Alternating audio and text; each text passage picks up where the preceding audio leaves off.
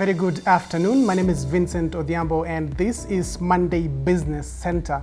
And we are joined by Biko, Steve, the senior analyst at socodirectory.com. Now, we are in the season of political activities where different political parties and different politicians are going around the nation to campaign for various positions in the next government. But one thing is clear, that we need an economic stable country when the next government takes office. Now, Steve, my first question is, how important is an economic blueprint for the next government? Actually, it's the only thing that first, thank you for having me on your show. It's the only thing that every political party or every presidential candidate needs to have for Kenya, because we have 5 issues that need to be addressed. One, the biggest issue is the issue of debt repayment. The second issue is job creation. The third issue is basically handling security, because without jobs and without people being busy, then security becomes a very big concern. Then number 4, basically, we are the only oasis of peace in the region. So basically it means we need to ensure that we remain being the oasis, because all our neighbors are having issues. Then of course the 5th one is our military strategic placement in the region vis-a-vis our place in the UN and our place in Interpol, and basically what global geopolitics is actually happening. But the first 2 are actually very important, because the first 2 issues will actually see a ripple effect to the other 3 issues. And why an economic blueprint is actually very important is because, one, for every 100 shillings that KRA is collecting, 67 shillings actually are going into debt repayment. True. As we speak right now. And we've seen the government through the Minister of Finance trying to reorganize the debt payments. We've seen central bank doing its best to be able to stabilize the shilling, but it's actually not doing very well. So you realize that our current account deficit is actually, performance actually doing very, very badly. Our forex reserves are actually doing very badly. We've seen central bank today actually giving a warning to commercial banks to be very careful and to minimize their USD and other foreign currencies transactions, because things are not so good. So realize that an economic blueprint is actually very important, because now if you look at the numbers, if you look at the PMI, if you look at the import-export index, especially between African countries and other players, you see that Kenya, for the first time in our history, we've been a net importer from other African countries. We imported more from Uganda, Tanzania, Rwanda, South Africa, Nigeria, Egypt, which was not the case a decade ago. We were actually exporting more. So in terms of manufacturing, we're actually doing very badly. Even the PMI index has actually dropped. If you look at the stock market performance, other than the telcos and the banking sector holding up, everything else is dead. So basically, there's a very low local retail investor confidence. If you look at our deposits in terms of savings in commercial banks or fixed deposits, actually growing, because Kenyans are wondering where are better options to invest. And as long as Kenyans are removing money from the capital circulation in the system, less jobs are being created. So realize that we are only growing in quotes because the government is actually spending more. So we are growing because of government expenditure and not because of the macro aspect of our economy in terms of agriculture, manufacturing, tourism, construction, logistics, production, agro-processing, value add. And these are the things that actually make a country be what it is. So we have challenges of corruption, debt repayment, a government that doesn't care how much it's spending. We have toxic politics. We are hearing politicians talk about bottom up. We're talking about the 6,000 monthly stipend to economically challenged families. Nothing is making sense. No one is actually addressing the issues and talking about what are we going to do to create jobs? What are we going to do to jumpstart our economy? What are we going to do to fix manufacturing? So these are the issues. So it's very important for Kenyans to interrogate any economic blueprint that any presidential candidate is going to offer. And unfortunately, we only have 2 key aspirants, and both of them don't seem to actually offer a better blueprint for the ordinary mwananchi. Now we'll come back to this different factions and their blueprint. But looking at what former President Kibaki did with his government when he took over from Moi, it's sort of a similar situation with what we're having right now. Because if you look at economic-wise, Kenya is not really performing like you've mentioned. So what are the things that the current presidential aspirants can pick from Kibaki's reign? You need to understand that our constitution makes it such a way that every decade we do a handover. So right now we are where we were in 2002 or where we were in 2013. But the sentiment, the emotions, the economic conditions are very different. Kenyans right now are tired. We're just coming from COVID, lockdown of two years, which has never happened in the last 100 years. Basically, it's never happened in the history of our country. We're seeing Kenyans not having jobs. We're seeing over 11 million young Kenyans, graduates, working, looking for jobs. True. We're seeing another 7 million who are employed but underemployed or underpaid. So we're looking at almost 20 million people not knowing what tomorrow will look like. We've seen over 16 million people in the last decade drop below the poverty line. People who are doing very well are now doing very badly, and that number is very high. So the numbers are not good. But if you look at Kibaki, we'd had Moi's administration for 24 years.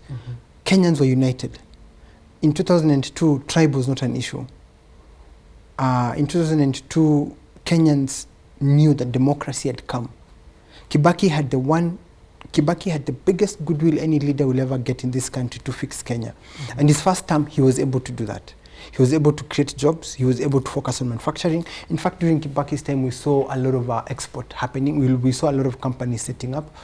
We saw what Kere collected matched what Kibaki's budget every year for the first term did. So if Kere collected 250 billion, Kere, the budget, I remember his first budget was 250 billion. And I remember Kere collected 243 billion. The other 10 billion, the deficit was actually matched up by grants from development partners, World Bank, and the Paris Institution. So you see, Kibaki in his first term was very prudent, was a proper economist, was a proper statesman. He built a foundation that actually was able to make Kenyans forget how the last two previous administrations had been. So in his first term, he did very well. And we credit him for expanding the tax base. We credit him for actually pushing for the right policies that actually saw the development of more manufacturers, more factories. We saw, he showed what prudent management of finances was. We actually saw government officers driving 2,000cc vehicles and below. And that was the focal point, that you are here to serve, not to make money and not to grow. We saw SACCOs actually ballooning across the country, because for him, he pushed an agenda that Kenyans are one people. And he made it clear that if you're Kikuyu, you can go and invest in Teso land. If you're Teso, you can come and invest in Nyeri. And that was his blueprint. And unfortunately, that only lasted for 5 years. Yes. Now, if you look at the leading contenders, who's Raila and Ruto, they've both been in power, or they've been on the ruling side, with the Raila during the coalition government and power-sharing government, and Ruto as the vice president, okay? So what is it that they're bringing to the table that is new? Because if you look at their campaign slogans and what they're pushing for is economic stability. And they're both focusing on the majority who are more or less poor. So what is it that a voter out there should be looking into and saying, okay, fine, if you look at this is what we're going for? Unfortunately, there's nothing they're bringing on the table, because if we vote Raila, we are screwed. If we vote Ruto, we are screwed. So as a Kenyan, and that's what I was saying, we are in a transition period, but Kenyans have lost faith. If you talk to majority of Kenyans who are 40 years and below, most of them are telling you they're not going to vote. There's a serious voter apathy. If you look at just, numbers. Kenyans, the problem with us Kenyans is that we forget. If you look at the numbers that IEBC has been trying to get Kenyans to register, with a target of 10 million, they get 1 million. The second round was a target of 5 million, they got, I think, 900,000.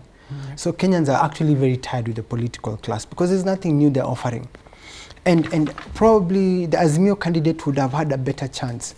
But the fact that he did have a handshake and the fact that he's been quiet now for the last couple of years when things have been happening, it's kind of blocked. It's like a dark cloud over his candidature. Because now people are blaming him for what's happening. People are saying, oh, he's in government. I mean, technically and legally, he's not in government. The people who are in government are the President Uhuru and his deputy Ruto. So these are the people we need to hold account to what's actually happening. The other thing that has made Kenyans really wonder or worry about the future is the Azimio candidate has said that he will continue with what President Uhuru has been doing. We both know what has been done is not good. And we both know that is not Azimio's candidate kind of way of doing things. So if things are going to remain the same, that means we vote for Baba, it's the same, we vote for Ruto, it's the same. So basically there's nothing to bring on the table. No one has actually told the Kenyan people how they're going to create jobs. And to create jobs, you need to create a right environment for business community to thrive. You need to create incentives for job creators to be there. You need to invite foreign investment into the country.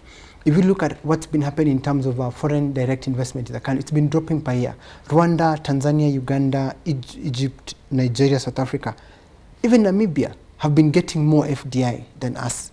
And it's actually getting worse. We see a lot of Indian community relocating their companies from Kenya in the manufacturing sector to Uganda because Museveni has given them incentives.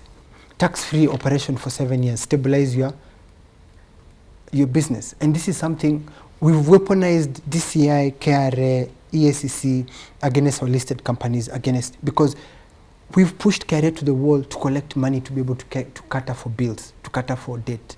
So KRA have no option but to weaponize every law they have to push.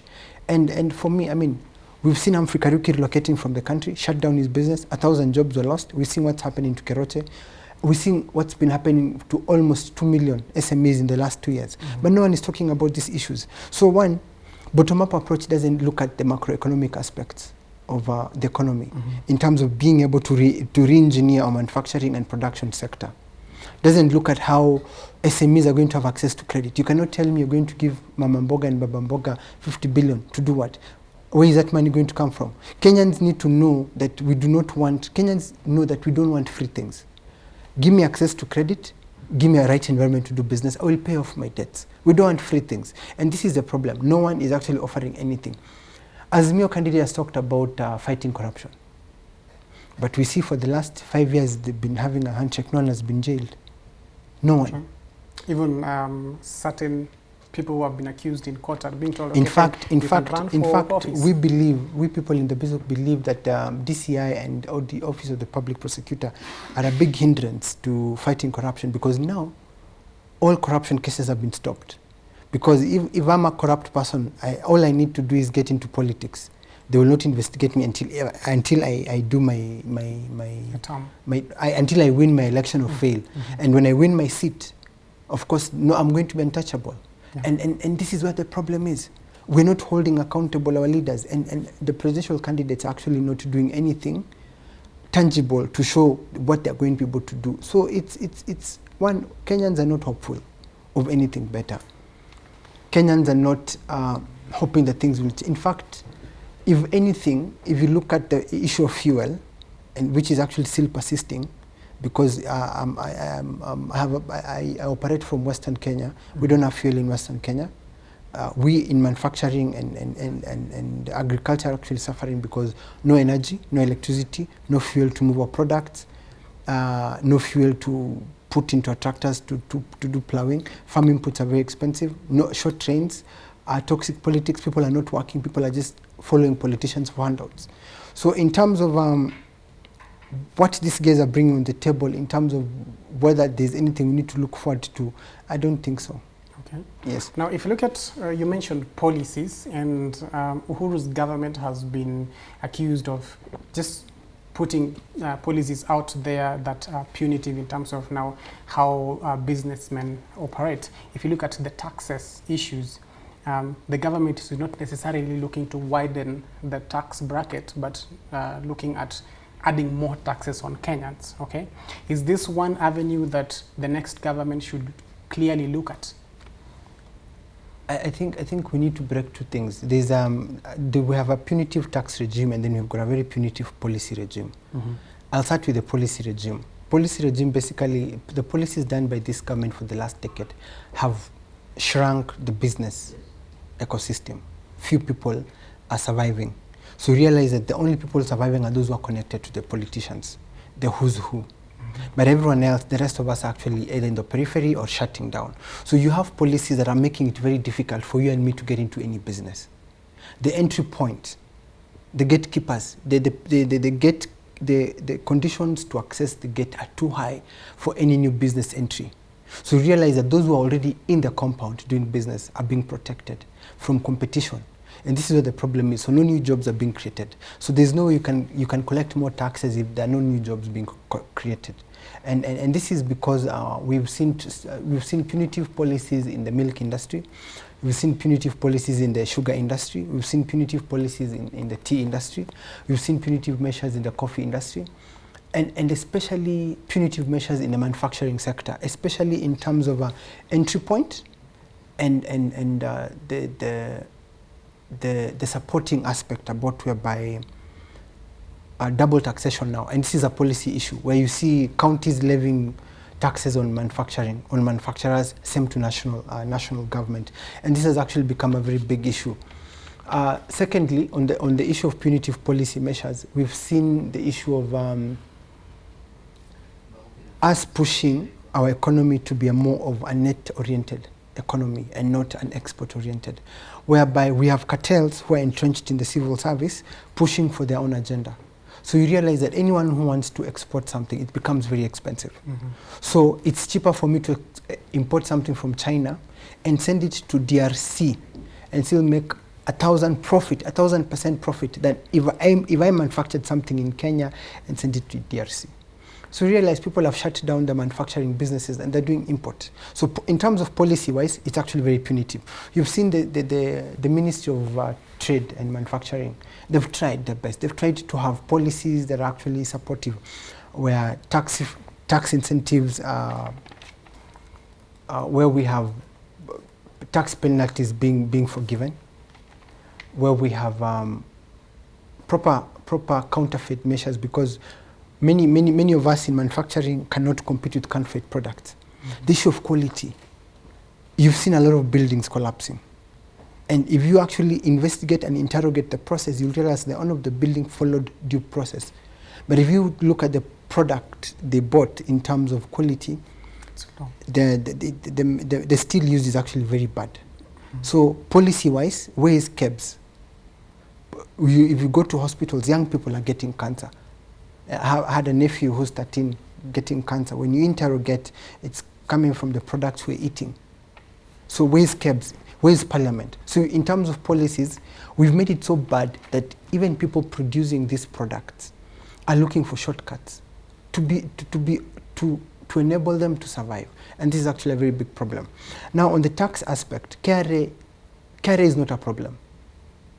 KRA, their only mandate is to collect. Anything else falls on the government and Parliament. So where is Parliament to protect the business community? Where is Parliament to give leeway for KRA to find other means? Where is Parliament to increase the tax base? Because the only way you can increase the tax base is to create more jobs, more businesses. And this can only be done if environment is actually conducive, if business people have access to credit. We don't have access to credit. Right now, if you're looking for a 5 million loan and below, you will not get it, because there's a government policy that any small business CRB should not track them. So if any bank cannot be able to access your credit history, they will not touch you. So realize that we are not accessing credit, and SMEs are the ones that create jobs. 88% of jobs in this country are created by SMEs. The other 12% are actually done by listed companies, which are top 100 big corporates, and then the civil service. So basically, you see that we're losing 2 million jobs a year, and the ones that are being created, we're actually creating entry points in civil service and the corporate world through attrition. People who've died, people who are being replaced, people who've retired. So we've not even gone back to where we were in 2019 before COVID. So if you look at the numbers, and I keep telling Kenyans, just look at the numbers across board, you'll see how bad things are. Now, you mentioned looking at the numbers, but if you look at private sector, it contributes a lot in terms of the stability of Kenya's economy. But again, we have issues of taxes. Going forward, how then is private sector going to be critical in terms of now who comes in and how Kenya will look like for the next 5 years? The private sector is actually important. It's the engine that drives the economy. It's not the role of the government to be in business. It's the role of the government to create the right environment. So for a stable Kenya, for a stable business environment, the private sector is actually very important. And the private sector is actually comprised of corporate, SMEs, micro SMEs, and the informal sector. These 4 segments actually make the private sector, and they're actually very important. And what we've seen, and I might sound very negative, but I'm just looking at the numbers, but there's hope, because we've seen the Association of Kenyan Manufacturers, we've seen KEPSA, we've seen the Chamber of Commerce doing a lot more in terms of being able to push for better policies. We've seen Kenya Association of Manufacturers actually, though you remember the 1% minimum tax, CAM actually fought for it to be put aside. They went to court. I know CAM have actually been in talks with the government to ensure that access to energy for the manufacturers is actually more affordable, an incentive, a 15% reduction for commercial, for players. We've seen CAM actually pushing for harmonization of the tax laws between the county governments and the national government, so it becomes easier. We've seen them pushing for incentives, either forgiving past tax mistakes, so that people can be able to have more tax players. And we've seen also KEPSA pushing the same. The one thing I like about CAM and KEPSA is that they're also involving the public sector in being able to push for more public participation. The more Kenyans know, the more they can demand for better. So there's more civic education, there's more investor education, there's more voter education to educate the public to understand what's to be done. So private sector players actually pushing. We've seen, I think there's going to be a series of conferences and media participation where the public will be interrogating presidential candidates and county government aspirants on what they plan to do for the economy from a county level and a national level. So I know the private sector is actually playing. Of course, there's a disconnect between the government and the private sector, but we've seen CAM and KEPSA trying to push to create harmony, and we've seen the Media Council and the Media Owners Association also trying to come in and trying to see that we actually need to be on the same page, to be on the same table, to be able to push for these things. Okay. Now, still on private sector, we've seen some of the major companies in Kenya, including Equity and Safaricom, looking at beyond borders investment. We saw Safaricom go to Ethiopia, and we are seeing Equity looking into DRC. Now, if you look at some of these companies and the investment that they're putting out there, are we going to witness a situation where more companies are going to these other countries, and is it going to be beneficial not just to the country but to Kenyans as well? That's a very, very, very, very good question, and I'm hoping Kenyans are listening, because a couple of days ago, actually like 2 weeks, the Republic of Congo, Mazai, joined the East African community, and this is a huge statement, and people have been asking why this is actually very important. It's because now with DRC in EACC, we are around 450 million people. By 2025, we'll be 500 million people. That's a huge market. This is a huge market. Yeah. And this creates a huge opportunity for us and a huge opportunity for Kenyan business community. Because of these countries, DRC is actually big. There are, I think, 100 million people, followed by Tanzania. So there is market for products. Retail, manufacturing, agro-processing, production, logistics, security, clothing, healthcare, financial services, advertisement, service, entertainment, music. The opportunities are immense, but there's a catch. The harmonization of taxes across the countries, it's actually very important.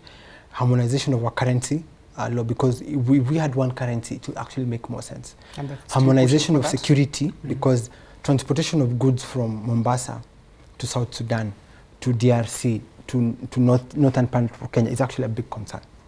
Even just moving your goods from Kitale to Kapengure it's a concern. So security is important. Harmonization of the currency is important. Harmonization of the tax laws is important. And perception. We see Tanzanians not liking Kenyans. We're seeing now Ugandans not liking Kenyans. DRC guys are actually afraid of Kenyans because of how we are perceived to be scammers, to be fraudulent people, to be corrupt. So Kenya has a perception war to fight. That is one. Two, Kenya has a war to push for its business community to be there. I like what Equity and Safaricom are doing, and KCB. They are front runners, they are pioneers in their fields, in going to these other countries. In fact, the data has just released that Safaricom is one of the biggest brands in the region, in sub-Saharan Africa. So for me, I see this as a big opportunity and not a problem. I see what we need to do is just have the right leadership for Kenya, and we'll be able to get there. I see Kenyans benefiting more than anyone else because we are the people who have more products to sell. Whether we're importing or manufacturing will not make any difference. The market is there. And I don't see why Kenyans should have a problem when when other East Africans come into our country to work, either as laborers, because we need to harmonize our immigration and tax laws. And we will be one people. I mean, for me, I believe it's the colonialists who came and divided us. We are one people. I mean, people all the way to DRC speak Swahili. So we are one people. So it is a big opportunity. And this is why I'm telling Kenyans that if we get the right leadership, both governors and the president, we will have sorted out the country for good. Well, one thing that Kenya is known for is quick adaptation and slow implementation of various things. Let's look at technology, which is looked at as something that is going to change not just Kenya's economy, but globally. How quick should Kenya be at implementing the use of technology in all its services? Kenya has one very big problem. We have very intelligent people in the civil service. We have even more intelligent people in the private sector. We have amazing products lying idle, waiting for government approval, waiting for legislation to be put in place. What we have is we have the perfect laws, we've got the perfect policies. We have a problem with implementation. We either get the wrong people to implement it, we get corrupt people to implement it. So we have designed systems that favor the corrupt and hurt the genuine business people or government people. We've designed a system that does not support people who are actually trying to do something for the sake of the country. So if we are going to go ahead, like, the only thing we've been talking about for the last 2 decades, is it 3, is M-Pesa. True. We're tired, not in a bad way.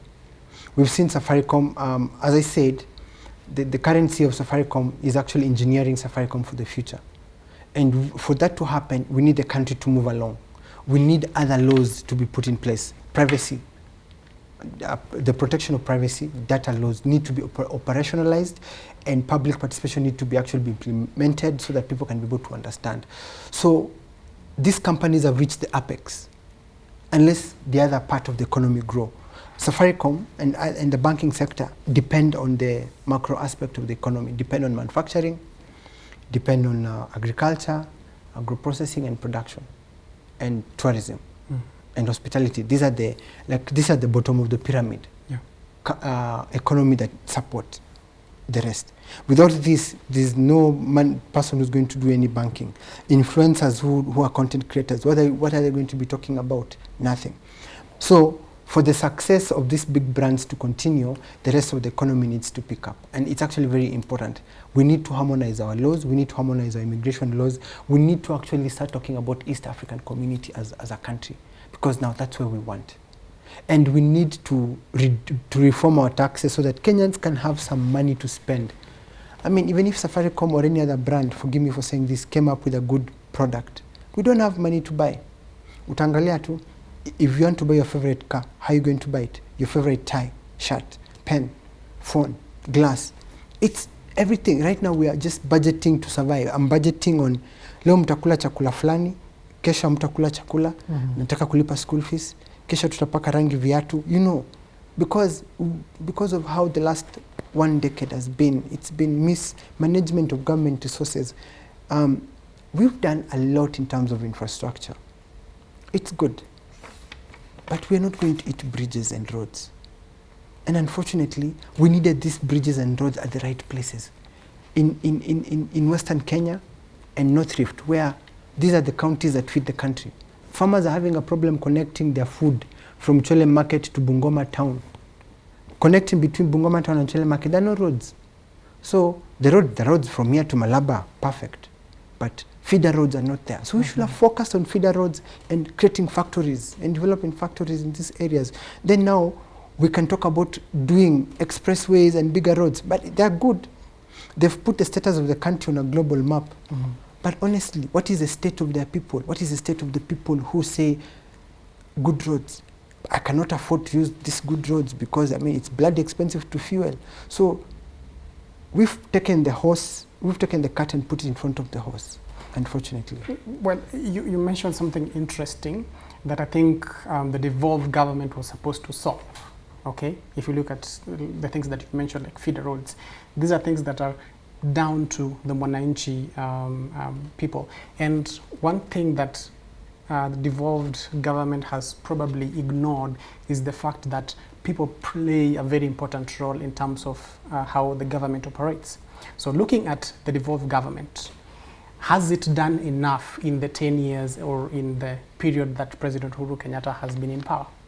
I think going forward, devolution is the only savior for Kenyans. Devolution will make Kenyans stop being obsessed with having a president from their own community. Because if you get the right governor, then you sort out the problem. We have around 9 functions that have been devolved. One of them is actually healthcare and some bits of education and public works and social services. Those are the ones I can remember off my head. But the key ones like finance, security, still at the national level. Few governors have tried. We've seen Makueni doing a lot in terms of healthcare and manufacturing. That's a plus. The rest of the governors need to be in jail. It's simple. Every other governor needs to be in jail because they failed. They've stolen. Yeah. We've seen circles collapsing. Circles that grew during Kibaki's time, they're collapsing because of mismanagement and theft. Those guys need to be in jail. All the other governors need to be in jail except Makueni. And it's very simple. We have the Public Finance Management Act that actually outlines how public money is supposed to be spent at the county level. This has not been followed. We have elaborate systems in place to ensure how county governments can be able to tax and raise money for their projects. 90% of all these counties have been spending all their money on recurrent expenditure. No one is doing anything. No one is, other than Makueni, who's done a factory that's actually working in Kitui. No one else has done anything. In fact, counties that had hopes of growing like Mombasa, Bungoma, Kakamega are still at the same level they were during the municipal regime. The facilities they had are what the facilities are being used now. Of course, you'll see new houses done for the governor and everything, but manufacturing, nope. Roads, nope. And roads is actually a very challenging issue because this, you talked about Kenyans participating, but the fact that this government has pushed for disobedience of laws, there's a lot of impunity. Everyone nowadays is just doing whatever they want to do. That's the attitude. So we will come and say we want to know why this road is not being fixed. A budget was done, funds were allocated. Where are the funds? The fuel crisis, for example, money was allocated for it, but money was removed from the fuel levy fund and put into managing the SGR. Why? Impunity. We have a government spending money without the approval of parliament. Impunity. So this is the problem.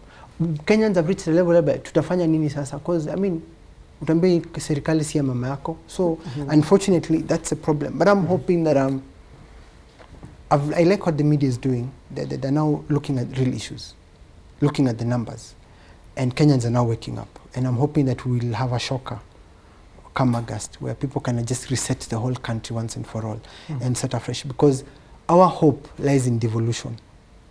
Our hope lies in re-engineering from rural to urban migration back to urban-rural migration, where we need to stop coming to Mombasa, Nairobi, Nakuru, and going back to our counties and developing our counties for the sake of our children. Okay.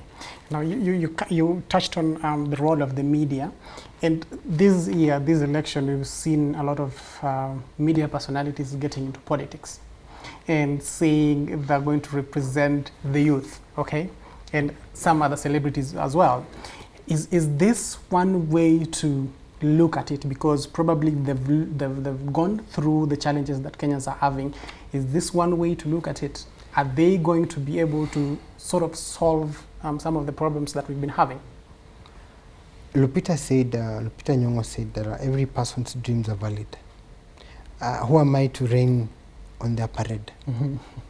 Unfortunately, many of us think because I'm famous, because I'm a celebrity, then people will elect me. It doesn't work like that. And if I'm to use experience, Jaguar, the MP for Malava, Savula, was a very big journalist. We had KJ. The worst performers, actually. They never did anything in parliament. Savula has cases in court. Jaguar is a crybaby. So, for me, it's not about, and if you look at these people who are actually saying they're going to support the youth, if you ask majority of youth, for example, if I came to you as a celeb journalist and ask you, have a product, please just post it on your Instagram page or your Facebook page nipate customers. You will not even respond. But now you're coming for me to give you a vote so that you can go represent me. And when you had the perfect opportunity to represent me, you did not. I think many of us are getting into politics because it's a sure bet in terms of creating wealth for ourselves and protecting ourselves. I'm a politician, you'll not touch me. I'll call anyone I need on my speed dial. That is the thinking mentality. No one is looking out for the young people. And I think yesterday I wrote on my Twitter page that we need to stop lying to young people that we are going to expand the creative space, that we're going to make it free for journalists to record music and take videos. No, we need to expand the base of the economy first. Manufacturing, agriculture, production, before we can talk about anything else. So I wish them all the best. I have nothing personal against them. Most of them, we see them on social media and TV. In person, if you talk to them, I mean, you'll be shocked what plans they have. I mean, invite one of them here and me, and let's actually interrogate. Like there's one running for senator for Nairobi. Invite him. Let's interrogate what he plans to do in terms of devolution. What he thinks about the legality of NMS. What he thinks about the legality of the subsidy program for fuel, whether it's functional or not. Let's invite the guy who's running for Langata and let's look about what needs to be done to expand the creative sector. Or the guy running in Meru, what he thinks about studio machinani programs that government was trying to push and the musicians were actually fighting them. So in terms of interrogation and in terms of actually holding them account to, I don't think they'll pass the test. But we are Kenyans and we are very weird people. We rejected Jim Nambaru for governor, gave it to Waititu. So I don't know. Well, just your last words in terms of now the economy in the politics that we have currently. Are we looking at a better future? Yes, there's hope. Opportunities are immense. East Africa is growing. Thanks to what's happening in Ukraine and Russia, countries are now, continental blocks are looking within. Globalization as unit is done. So now it's going to be East Africa as a community. Then we look at us as Africans. So Pan-Africanism is picking up now. We have a reason to push for it. There's hope for Kenyans. I mean, there are big opportunities. Challenges make us more creative. Challenges make us more better people, more resilient people. So yes, I have hope. And even in as much as I'm talking about a toxic political environment, it means there's hope for a better political environment.